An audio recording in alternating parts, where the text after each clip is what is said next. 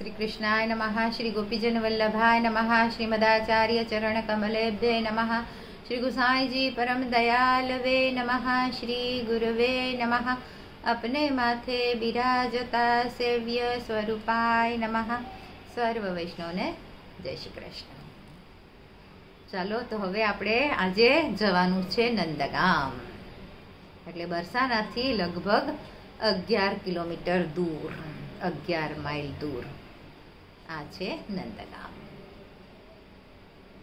તો ગોકુળમાં પહેલા બધા વસવાટ કરતા હતા, પણ ગોકુળમાં રોજ કંઈકનો કંઈક ઉપદ્રવ આવતો જાય, અલગ અલગ અસુરો આવ્યા જ કરે.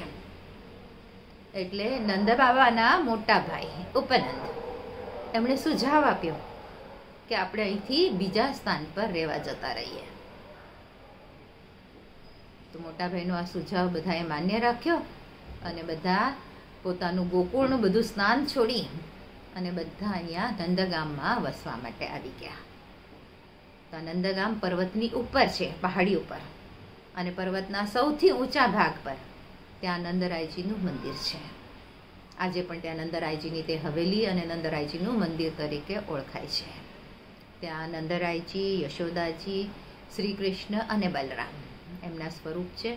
આ બધા સ્વરૂપોની બધાએ જ યાત્રાળુએ ભાવપૂર્વક દર્શન કર્યા, ઝાંકી કરી સુંદર રીતે. અને ત્યાં મંદિરમાં એક ગોખ છે, એટલે ઝરૂકો કહેવાય, ગોખલો કે ઝરૂકો કહેવાય. તો એ ઝરૂકામાંથી બરસાનામાં જે આપણી સ્વામિનીજીનું મંદિર છે એ દેખાય છે બરાબરથી. અને ત્યાં સ્વામિનીજીના મંદિરમાંથી આ બરાબર નંદગામનું મંદિર દેખાય છે, નંદરાયજીની આ હવેલી. તો કહેવાય છે કે ઠાકોરજી આ ગોખમાંથી સ્વામિનીજીને સંકેત કરતા મિલન માટે, અને ત્યાંથી સ્વામિનીજી સંકેત કરતા. અને આવા સંકેતવાળા ભાવથી, સંકેતની ભાષાથી બંને અરસ્પર એકબીજાના મિલન માટે, એકબીજાને મળવા માટેનું સ્થાન નિશ્ચિત કરતા. તો ત્યાં બધા માર્ગદર્શન આપવાવાળા જે બધા આપણા પુરોહિતો હોય છે એ બધું જ આપણે આ સુંદર રીતે વર્ણન કરે છે. એ સ્થાન પણ બતાવે છે, એ ગોખ પણ બતાવે છે. અને ગોખમાંથી આપણે જોઈએ છીએ તો સાચેમાં ત્યાંનું મંદિર આપણે જોઈ શકાય છે.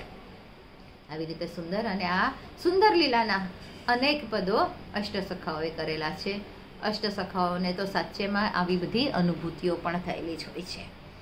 અને જ્યારે પરિક્રમા કરતાં કરતાં અહીંયા નંદગામ પહોંચીએ છીએ ત્યારે નંદ ઉત્સવ તો ઉજવાય છે ને ઉજવાય જ છે. જન્માષ્ટમીનો અને નંદ ઉત્સવ ખૂબ જ ધૂમધામથી બધા યાત્રાળુઓ ઉજવે છે, એનો આનંદ માણે છે. અને નિત્યના ક્રમથી બધા પરવારીને આમ સવારથી જાણે ચહેલ પહેલ લાગે છે કે આપણે તો આજે નંદ ઉત્સવમાં જવાનું છે. અને જે રાધારાણીની સખીઓ હતી, મુખ્ય અષ્ટસખીઓ, એ અષ્ટસખીઓના પણ મંદિર અહીંયા બરસાના અને નંદગામની આજુબાજુમાં જ છે. તો કેવી સખીનું કેવું સ્થાન હતું એના આજે આપણે નામ જોઈએ. તો લલિતાજી કરહલા ગામમાં, વિશાખા પયાસુ ગામમાં, ચંપકલતા ઊંચો ગામ, પછી રંગદેવી કમધી, ચિત્રલેખા ચિસ્સોલી, ઇન્દુલેખા અંજનો, સુદેવી રહેરા, તુંગભદ્રા સંકેતવન. આવી રીતે બધા જ સ્થાનો પર બધી સખીઓના પણ દર્શન કર્યા. અને ત્યાંથી આગળ જતાં જતાં બધા પીળી પોખર સુધી પહોંચ્યા. તો આ બરસાનાથી લગભગ 2.5 કિલોમીટર દૂર આ પીળી પોખર આવેલું છે. અને વ્રજભક્તો એ રાધાજીના અને ઠાકોરજીના ભાવાત્મક લગ્ન આ સ્થાન પર કરેલા હતા. અને સ્વામિનીજીને પીઠી કરવામાં આવી. અને ત્યાર પછી એટલે લગ્ન પહેલાં જે પીઠીની વિધિ કરવામાં આવે છે એ કરી. અને ત્યાં પછી સ્વામિનીજીએ કુંડમાં સ્નાન કર્યું ત્યારે આ કુંડનું જળ આખું પીળું થઈ ગયું. આજે પણ એ જલ થોડી પીળાશ છાઈવાળું દેખાય છે. એવી રીતે બધાએ આ પીળી પોખરના પણ દર્શન કર્યા.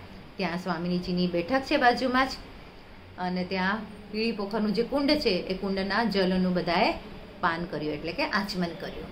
અને એની આજુબાજુમાં જે બધા કુંડ હતા એ બધા જ કુંડોનું પણ બધાએ આચમન કર્યું. તો કયા કુંડ છે? કીર્તિ કુંડ, જશોદા કુંડ, લલિતા કુંડ, વિશાખા કુંડ, જલવિહાર કુંડ, એવા બધા અલગ અલગ કુંડના નામ ત્યાં આપેલા છે. પછી એક દોહની કુંડ પણ છે, એટલે એટલે કે જ્યાં નંદરાયજીની બધી ગાયોનું દૂધ ધોવામાં આવતું, એને કહેવાય છે દોહની કુંડ. આજ માટે આટલું જ. આજના મારા વચનોને પ્રભુ ચરણોમાં સમર્પિત કરું છું. કૃષ્ણાર્પણમસ્તુ. જે કંઈ ભૂલ ચૂક થઈ હોય તે માટે ક્ષમા ચાહું છું.